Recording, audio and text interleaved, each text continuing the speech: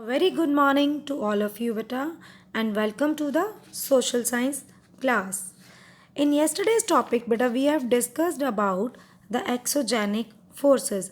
In this, we have read about the work of a river, work of ice, and now today we will discuss about the work of sea waves and the work of wind. These two last topics of this chapter. So now let us start, beta. See the part 3 of this chapter, the work of sea waves.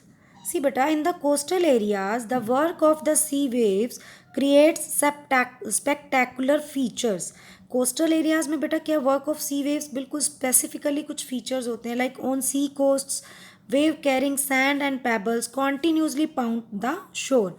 C coast पे आपने coastal area पे देखा होगा समुद्र के किनारे पे waves जो हैं कैरी करती हैं अपने साथ सैंड एंड पेबल्स वापस किनारे से लेकर जाती हैं अपनी तरफ अंदर and they strike on the steep vertical और दोबारा से वो वर्टिकल वे में स्ट्राइक करती हैं वो वहाँ तो these are called the sea cliffs. Okay. Cracks developed on the weak rock face. बेटा समुद्र में जो सी में जो रॉक्स होती हैं उनमें बार बार वो पानी जब टकराता है क्रॉस करता है then cracks will develop on the weak rock face and cracks आ जाते हैं पहले and they gradually enlarge to form hollow like caves और धीरे धीरे वो एनलार्ज होते जाते हैं वो क्रैक्स बड़े होते जाते हैं और क्या बन जाता है होलो लाइक केव्स. होलो मतलब खोखली केव्स यू कैन से बिल्कुल दोनों तरफ से खाली.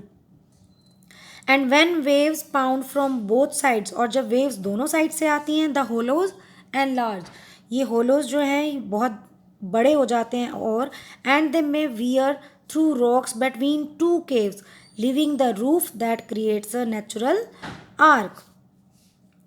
जिसमें कि बेसिकली क्या होता है बेटा फिर ये रॉक्स क्या है पर्टिकुलरली ऊपर से इनकी रूफ भी हट जाती है ब्रेक हो जाती है leaving the roof that creates a natural arch एक नेचुरल आर्क सा बन जाता है. You can see in the figure 3.18 firstly sea caves and then arches and eventually due to erosion जैसे जैसे धीरे धीरे इरोजन बढ़ता ही जाता है द रूफ कोलैप्स रूफ बिल्कुल ही हट जाती है and only parts of the cave wall are left as stacks और पार्ट्स जो उसके बाद जो केव्स के जो पार्ट्स रह जाते हैं they are left as the stacks. So these are called the stacks. Stacks are the rock pieces. After this बेटा deposition of the sediments deposition of the sediments by the waves from sea beaches. Sea beach भी इसी तरीके से बनती है जहाँ पे sediments का डिपोजिशन होता है दैट मीन्स इकट्ठी हो जाती हैं. एंड इन आवर कंट्री बेटा India has beautiful beaches like Kovalam in Kerala Ganpati फुल्ले and Juhu in Maharashtra beaches of Goa Puri in Odisha and Marina beach in Chennai. See the work of waves in this pic and sea caves, arches and stacks in this. After this beta, the last topic is the work of wind.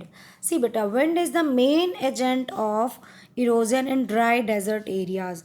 Dry desert areas में सिर्फ हवा ही है जो सबसे ज़्यादा erosion का reason होती है. And the winds blowing in the deserts drag sand along with them. हवा अपने साथ सैंड को ड्रैग करती है क्योंकि डेजर्ट एरिया में सबसे ज़्यादा सैंड होती है ना so that's why drag sand along with them.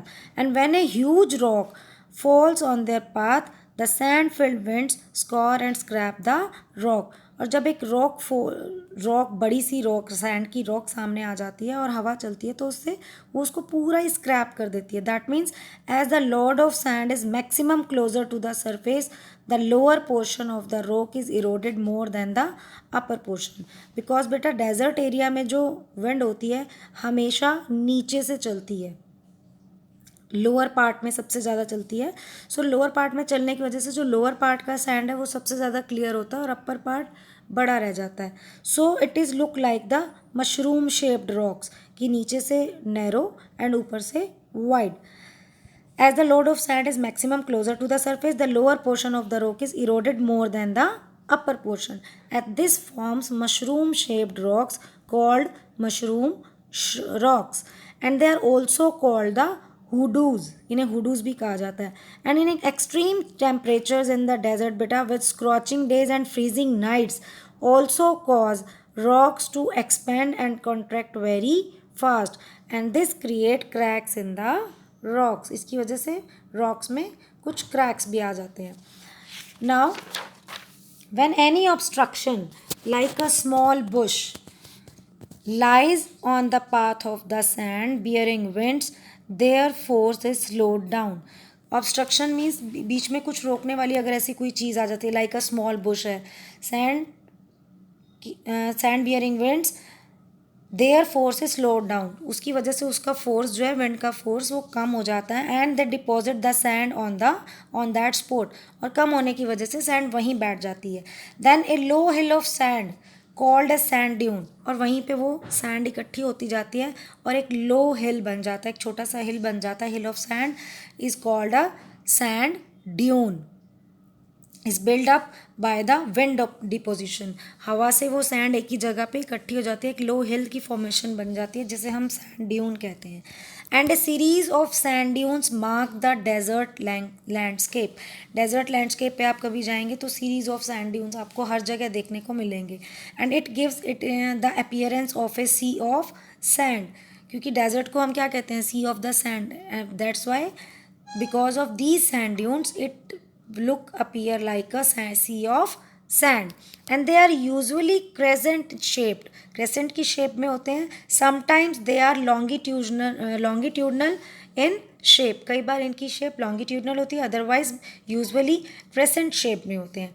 now see beta, sometime very fine and light sand particles may be blown over from desert area to places quite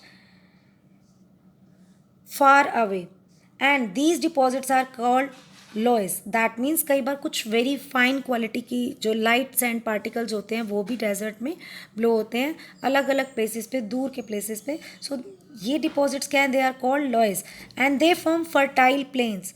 उन areas में fertility मतलब that means क्रॉप्शन cultivation का work हो सकता है. Loess deposits found in China have their origin in the Gobi desert. बेटा basically ये गोबी डेजर्ट में मिलते हैं ये लोएस.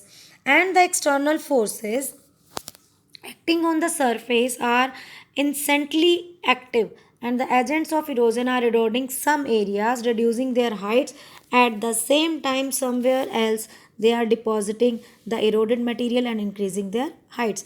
बेटा एक्सटर्नल फोर्सेस में जैसे कि हमने पढ़ा वर्क ऑफ ए विंड की हवा तो चलेगी वो अपने साथ इरोजन करती जाएगी कुछ एरियाज में, कुछ हिल्स की हाइट को वो डिक्रीज कर देगी. At the same time somewhere else they were depositing the eroded materials and increasing their heights. And you already know how the spectacular landforms are the formed, जो basically अभी हमने chapter के first part में पढ़ा था.